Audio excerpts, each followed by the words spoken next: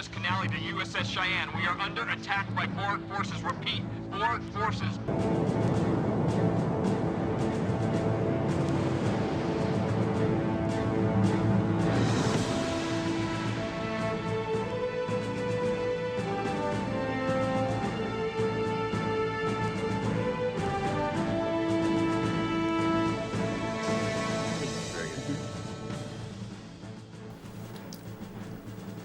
G'day, and welcome to my review for Star Trek BORG, which is one of the lesser known FMV games, and this one came out in 1996. This game is really a bit of a curiosity.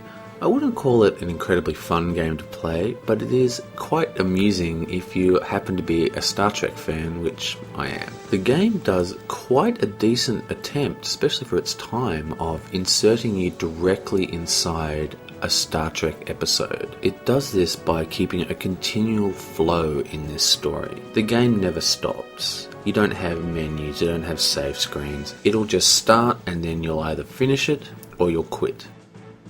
If you take too long to make any decision, then the game will react for you, almost always in a bad way. So everything is timed. And the whole reason behind this design philosophy is that the game is an episode. It just continually plays. You watch it like a television show, except you can click on things or choose not to click on things and it will still play. Even when you die, even when you make a mistake, it seamlessly brings you back into the game by cue zapping you back in time. And again, we're not talking a "you're dead" load screen message. We're talking a seamless transitional video, which actually makes complete sense in regards to the story. So again, the flow of the narrative, the flow of the episode, in inverted commas, doesn't break. The Borg are firing! We're gonna die! And it's your fault.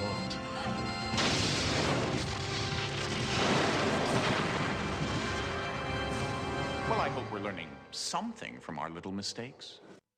Q is actually the highlight of this entire game. I mean, he is hilarious. I can't stress it enough how funny this guy is in this game.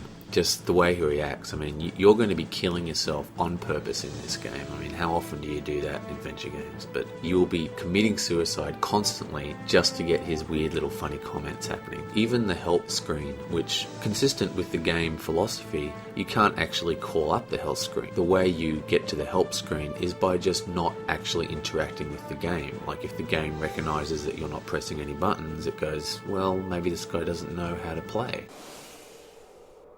What is this? The first time you've used a computer? You see this? It's a cursor. Use it to click on objects on the screen. Here, click on me. You've had your chance.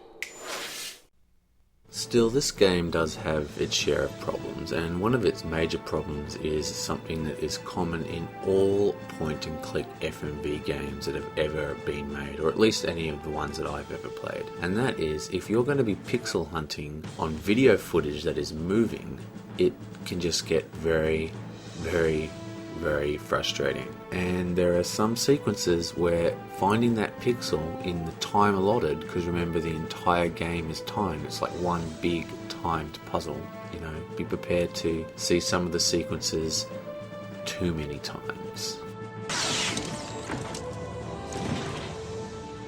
Good idea. All in all, I found this game to be extremely enjoyable. As a Star Trek fan, it is basically a lost episode, and most Star Trek fans have seen the episodes many, many times.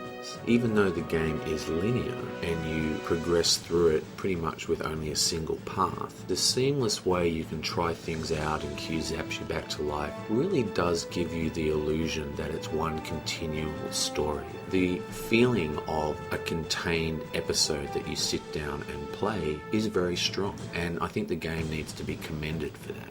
On the other hand, this game is definitely not for everybody. The style of gameplay is completely alien to what gamers come to expect nowadays, and it was even a little radical for gamers when it was released originally. The game is very passive, you do watch large chunks of it. The interactive sequences are quick and not exactly that complicated. And this is a short game. I mean, it's only 3 CDs. So you'll blow through this in a single sitting. what this game is designed for and what it completely achieves is for Star Trek fans to be involved in a Star Trek episode, just like the episodes they watch on the television. And beyond that, there's probably not a lot of reason to play this game. And because of that crux design issue, I think this is a very misunderstood game.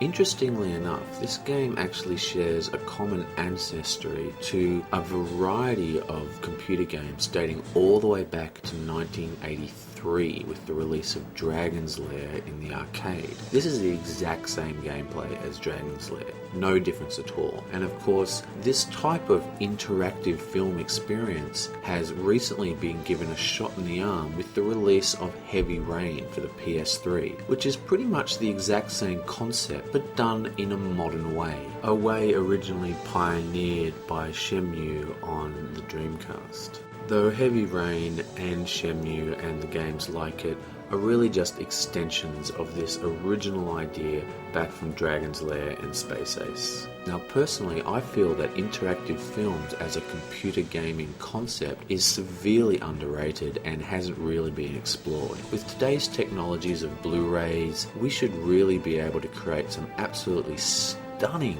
interactive video sequences as part of our extras on our Lord of the Rings disc set or something like that. And if you want to see that in action, Digital Leisure actually releases on Blu-ray Dragon's Lair and an assortment of other old Laserdisc arcade FMV titles. And these are games exactly like this game I've just reviewed, except that you can control it completely through your Blu-ray player and your handheld remote. And Heavy Rain, of course, has shown us that interactive cinema that's even more so than this ancient 1983 technology is very feasible. I mean, it still needs a lot of work, but it's definitely improving. There is a 2008-2009 FMV game called Casebook, which is more in the same vein as the Tex Murphy games. I haven't actually played these games, but this is a prime example about how today's technology can really create FMV games that we wished we always had. I mean, the technology that they use in this game is very impressive. Like, you can fully walk around. It's like completely real time. You can look up, look down, move, but it's all full motion video around you. So it just looks real.